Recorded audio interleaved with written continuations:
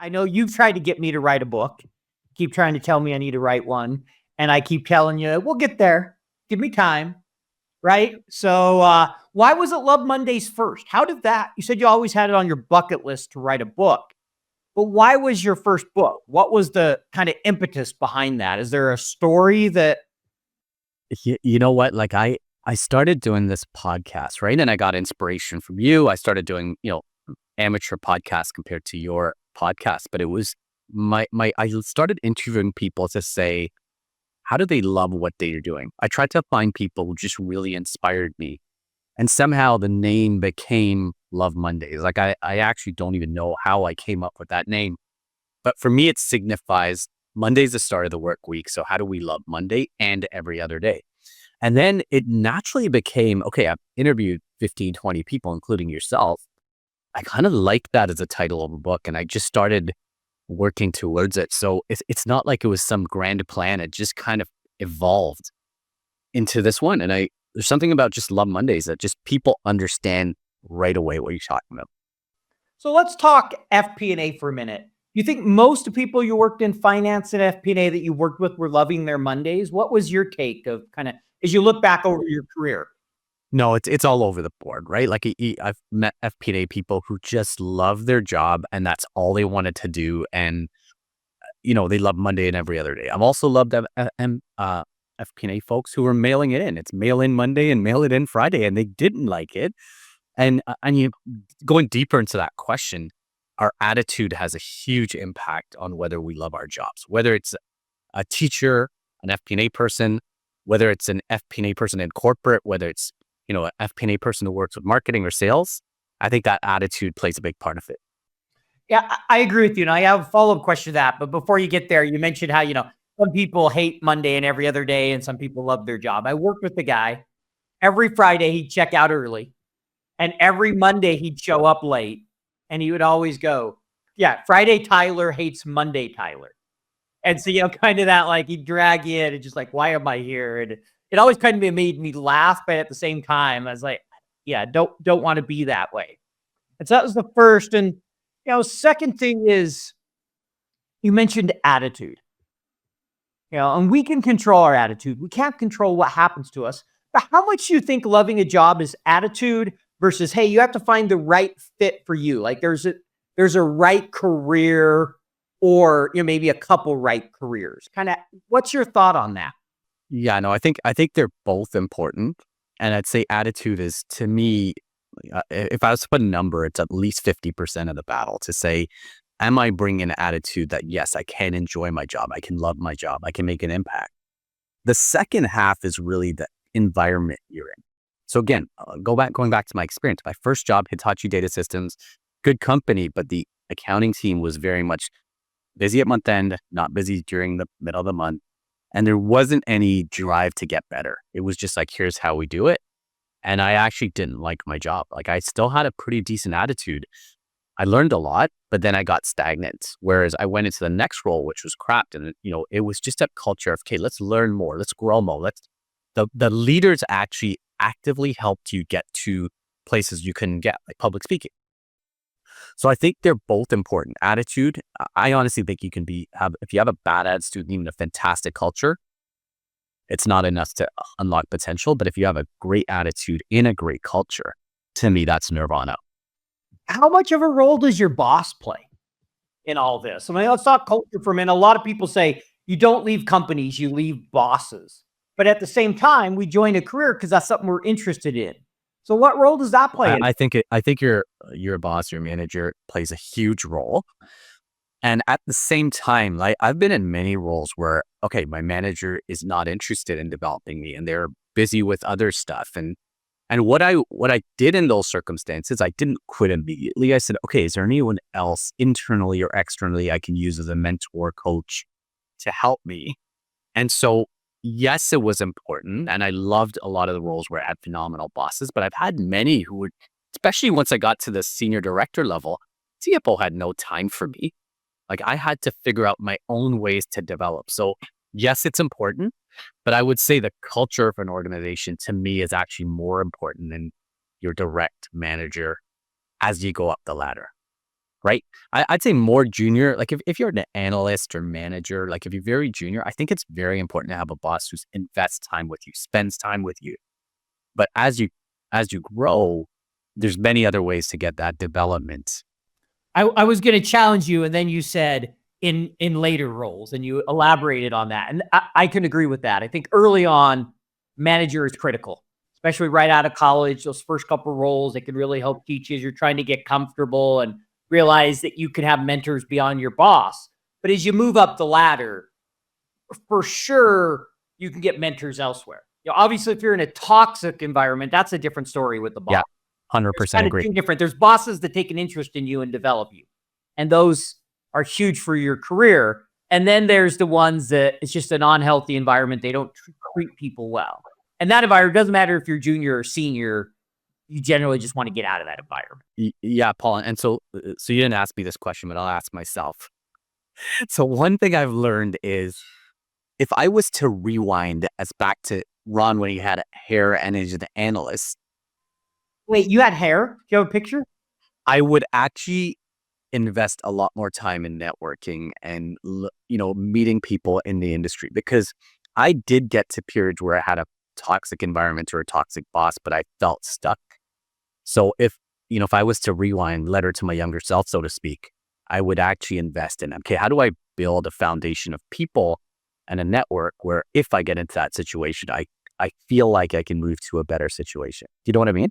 I know 100% what you mean. I didn't build a network at all early in my career. It took me a year out of undergrad to find a career role. I mean, I did some banquet serving, some things to pay the bills, but it wasn't really a job that had anything to do with my degree. And it took me 6 months out of grad school. I've always kind of had a hard time finding those jobs and transitioning, and I'd never really built a network. Now, as I've started to, do this business, I've built a network and I have opportunities to talk to people. And I feel like if I had to find a job today, had to get out of an environment for whatever reason that wasn't healthy, it would be much easier than any time in my career. Yeah, and I'll tell a little story here where Paul and myself do a lot of training in different parts of the world. And so occasionally Paul will come to Toronto, Canada, my hometown. And when he comes here, every night somebody is taking him out for dinner and wants to get his expertise on FP&A. So again, it just speaks to, both of us didn't really have great networking skills, a great network early in our career. And now we invest a ton of time. And you just see that the hard work Paul's put in, of course, crossed 100,000 followers. People all around the world are looking for Paul because he adds a ton of value. So it takes work, right? And, I'd love to just get a little bit of recollections from you to say, okay, you love your Mondays. What was that process like to get here, right? Because at one point you were in a job which I don't think you were thrilled with. Like, what would you share to your listeners? I don't know if you've been asked this question on this podcast. Yeah, I've talked a little bit about it. I think for me, I've always liked working with the business, that part of FP&A.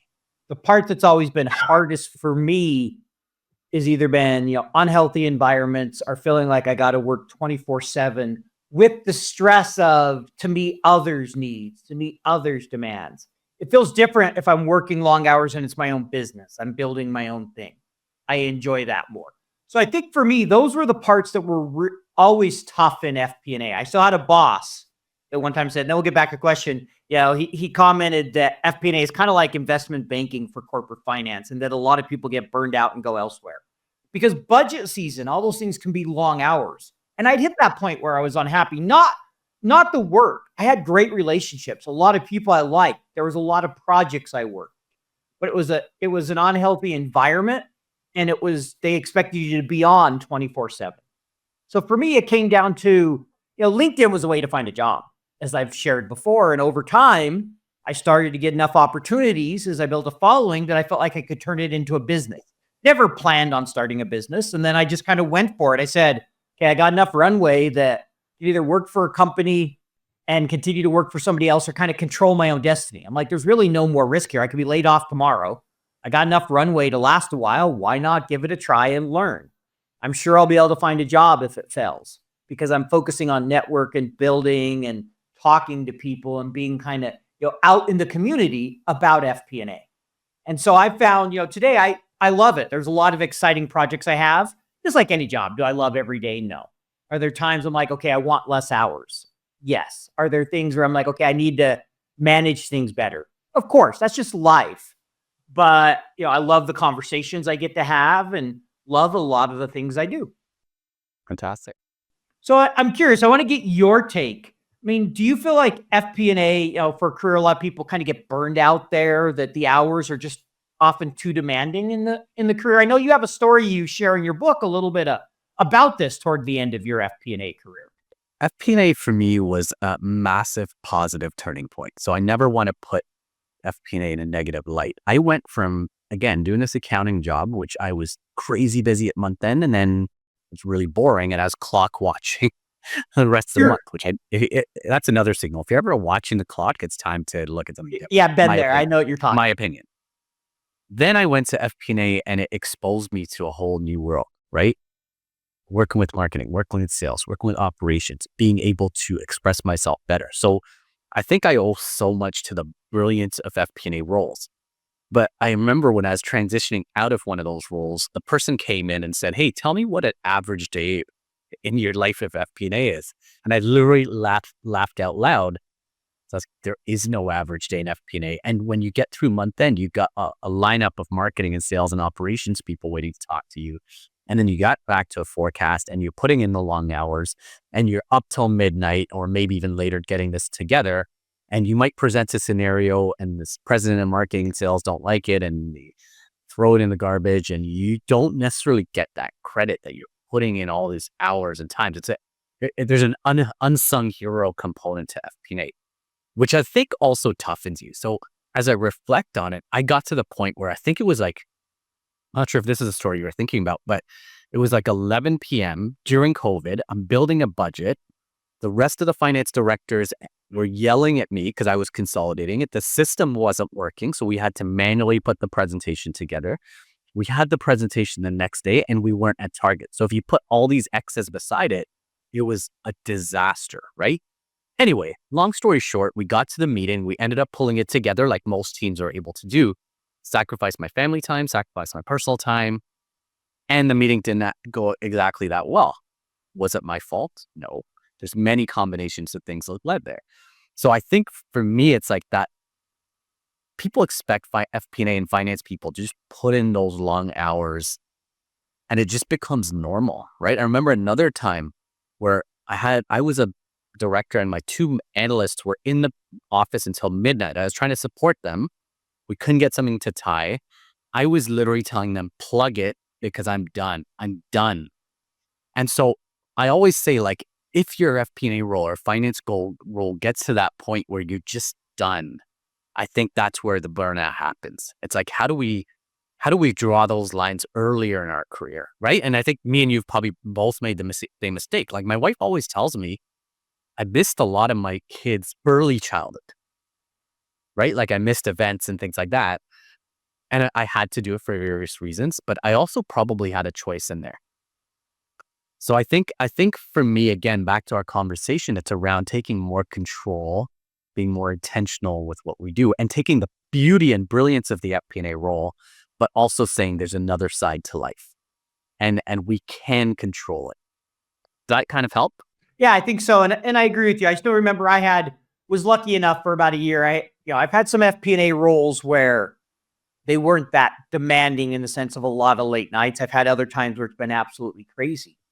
And I think when you're getting to do the job, especially when you're with the business, I love it. I love those parts. There's a lot of great parts of FP&A, and I have nothing but gratitude for the experiences I've had. But I agree with you. There's a certain level where you have to take control. And I can remember one time having that conversation. I had a boss that wanted something done, and I look at him like, look, I'll get it done when I get home. I got a friend's wedding reception tonight. It's one of my best friends that I'm going. And he was like shocked that I said I was going. Like that was the culture. He expected me to just keep working because it was for the CEO the next morning. And he almost, told me I had to stay. And I'm like, okay, if this guy tells me I have to stay, I'm quitting. Yes. Like